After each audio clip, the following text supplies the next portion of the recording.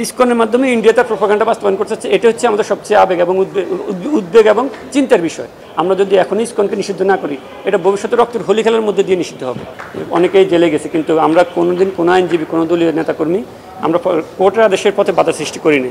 কিন্তু ইসকনরা সরাসরি কোর্টের আদেশে হস্তক্ষেপ করছে এবং আমাদের একজন লার্নেড ব্রাদারকে হত্যা করছে।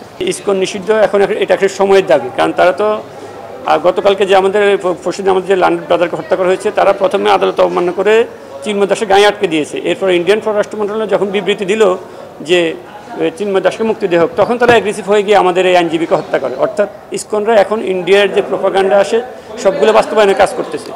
হিন্দুদের জন্য মন্দির আছে, তাদের গুরুকুল আছে, তারা শিক্ষা নেবে গুরুকুল থেকে এবং প্রার্থনা করবে মন্দিরে।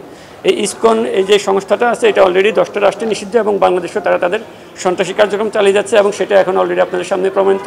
তারা কোর্টের কোনো আদেশ মানে না, তারা ইন্ডিয়ার যে প্রোপাগান্ডা ছিল সেগুলো বাস্তবায়ন করে। আর ইন্ডিয়া যে অযাচিতভাবে বাংলাদেশের পররাষ্ট্র মন্ত্রণালয়ের কাছে একটা বিবৃতি পাঠালো যে তারা উনার জামিন চায়, উনাদের ইন্ডিয়াতে 3জন মুসলমান মসজিদ রক্ষাকে হত্যা হলো, সে ব্যাপারে তাদের কোনো বিবৃতি নেই। স্বর্ণা দাসকে বর্ডার হত্যা করা হলো, সে ব্যাপারে তাদের কোনো বিবৃতি নেই। বাংলাদেশের নিপুণ রায়কে পুলিশ পিটিয়ে মাথা ফাটিয়ে দিল, গয়েশ্বরচন্দ্র রায়কে জেলে নিল, আমাদের নিতাই কুমার রায় লার্নেড সিনিয়র উনাদেরকে জেলে নিল, তখন তাদের কোনো বিবৃতি নেই। কিন্তু ইসকনের ব্যাপারে উনাদের একমাত্র ইন্টারেস্ট হওয়ার কারণ হলো তারা তাদের প্রত্যেকটা প্রোপাগান্ডা ইসকনকে দিয়ে, অর্থায়ন দিয়ে, অস্ত্র দিয়ে, বুদ্ধি দিয়ে সহায়তা করে বাংলাদেশটাকে অস্থির করে যাচ্ছে। হায়দ্রাবাদ অথবা সিকিমের মতো যদি একটা রাষ্ট্র তারা প্রতিষ্ঠা করতে পারে, এদেশে যদি দাঙ্গা লাগাতে পারে, তাহলে তারা খুব সহজে বাংলাদেশটাকে দখল করে নিতে পারবে। কারণ তাদের অতীত ইতিহাস হচ্ছে হায়দ্রাবাদকে দাঙ্গা লাগিয়ে দখল করা, তাদের অতীত ইতিহাস হচ্ছে সিকিমকে তারা দাঙ্গা লাগিয়ে দখল করে নিয়েছে। এখন তারা ইসকনের মাধ্যমে, সন্ত্রাসী কার্যক্রমের মাধ্যমে বাংলাদেশে যদি দাঙ্গা লাগাতে পারে, তাহলে তারা বাংলাদেশটাকে খুব সহজে দখল করে নিতে পারবে। আমরা যখন হিন্দু মুসলিম দাঙ্গা লিপ্ত হয়ে যাবে, তখন তাদের দখল করে নেওয়াটা খুব সহজ হয়ে যাবে। 3টা মামলা হয়েছে, যে তারা বলছে যে সিসিটিভি ফুটেজ দেখে অলরেডি 3টা মামলা হয়েছে। একটা মামলা 30 জনকে গ্রেপ্তার করা হয়েছে, আরেকটা মামলা 6 জনকে গ্রেপ্তার করা হয়েছে এবং বাকিটা আন্ডার ইনভেস্টিগেশন আছে। দেখে সিসিটিভি ফুটেজ দেখে পর্যায়ক্রমে তারা তাদের কার্যক্রম চালিয়ে যাচ্ছে এবং মোট 30 জন আর 3 জন, টোটাল 33 জনকে গ্রেপ্তার করা হয়েছে। তো এই আদালত আজকে যে সমাধান দিল যে ইসকন নিষিদ্ধের ব্যাপারে যদি রাষ্ট্রযন্ত্র সর্বোচ্চ, কালকে আপনারা দেখছেন যে হাসনাত আবদুল্লাহ এবং সার্জিস আলম, ওনারা দুজনে কিন্তু ইসকন নিষিদ্ধের ব্যাপারে চট্টগ্রামে কথা বলছে এবং তারা আসার ব্যাপারেও তাদের গাড়ি কিন্তু অ্যাক্সিডেন্ট করছে। অর্থাৎ একটা ঘটনার সাথে আরেকটা ঘটনা কিন্তু জড়িত এখন এখানে দেখা যাচ্ছে। অর্থাৎ ইসকনের মূল উদ্দেশ্যই হচ্ছে আমাদের রাষ্ট্রটাকে অস্থির করে রাখা। এখন আমিও যেভাবে কথা বলতেছি বিকেল পর্যন্ত আমিও নিরাপদ থাকবো কিনা, এটাও কিন্তু আসলে এখন বাবার সময় হয়ে। কোর্ট খুব সুন্দর সমাধান দিয়েছে এবং কোর্টের আদালতের আদেশে আমরা খুবই সন্তুষ্ট। কোর্ট বলছে যে যেহেতু রাষ্ট্রযন্ত্র এখানে সর্বোচ্চ চেষ্টা দিয়ে তাদের আইনশৃঙ্খলা পরিস্থিতি নিয়ন্ত্রণে রাখছে, এটা আসলে ধন্যবাদ পাওয়ার যোগ্য। এবং যেহেতু রাষ্ট্রযন্ত্র দেখতেছে, সংবিধানের কথা বলছে, সংবিধান রক্ষার জন্য যে আমাদের সকলের দায়িত্ব, যে আমাদের জনগণ থেকে, কোর্ট থেকে, আইনজীবী থেকে সকলের দায়িত্ব, সেই সাংবিধানিক দায়িত্ব রাষ্ট্রযন্ত্র খুব ভালোভাবে দায়িত্ব পালন করতেছে।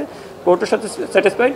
আমাদের ডেপুটি অ্যাটর্নি জেনারেল যিনারা আছেন ওনারাও আইনশৃঙ্খলা পরিস্থিতি নিয়ে স্যাটিসফাইড। আমিও কোর্টের আদেশ যেটা আজকে পেয়েছি যে রাষ্ট্রযন্ত্রের উপর উনি আদেশটা ছিল যে ইসকন নিষিদ্ধ এবং আইনশৃঙ্খলা পরিস্থিতি নিয়ন্ত্রণ করার ব্যাপার, এটা উনি যেহেতু নিয়ন্ত্রণে আছে, এটা উনি রাষ্ট্রযন্ত্রের উপরে ছেড়ে দিয়েছে। কোর্টের প্রত্যেকটা অবজারভেশনে আমরা স্যাটিসফাইড। কারণ কোর্ট বলছে যে বাংলাদেশে আমরা হিন্দু, বৌদ্ধ, খ্রিস্টান এবং যতটুকু ধর্মের অনুসারী আছে, আমরা প্রত্যেকটা অনুসারীরা খুব মিলেমিশে খুব সুন্দরভাবে বসবাস করতেছি।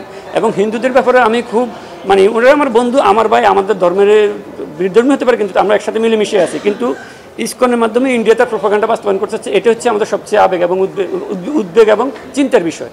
কারণ ইসকন ছাড়াও তো তাদের গুরুকুল আছে, তারা সেখানে শিক্ষা নেবে, মন্দির আছে, তারা সেখানে প্রার্থনা দেবে। ইসকনের এখানে তাদের কোর্ট অবমাননা থেকে শুরু করে আইনজীবী হত্যার মাধ্যমে তারা অলরেডি আমরা গত 5-7 বছর থেকে তাদের নিয়ে খুব সন্দেহ প্রকাশ করছিলাম যে তারা একটা কিছু করতে পারে। এখন তারা রাষ্ট্রযন্ত্রকে অস্থির করার জন্য তারা তাদের এজেন্ডাগুলো অলরেডি বাস্তবায়ন করে যাচ্ছে।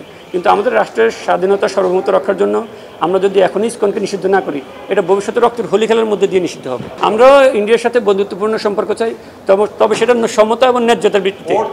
কোর্ট বলছে যে আমরা ইন্ডিয়ার সাথে সমতার ভিত্তিতে যে সম্পর্ক আছে, আমরা সেই সম্পর্ক ভালো রাখতে চাই। এবং আমিও বলতে চাই আমরাও ইন্ডিয়ার সাথে ন্যায্যতার ভিত্তিতে সম্পর্ক ভালো রাখতে চাই। কিন্তু আমাদের যদি এটা কোর্টের বাইরে, আমার বক্তব্য হচ্ছে যদি আমাদের নো ট্রানজিট দিলাম, তাদেরকে রোড ট্রানজিট দিলাম, তাদেরকে রেল ট্রানজিট দিলাম, কিন্তু আমরা কি পেলাম?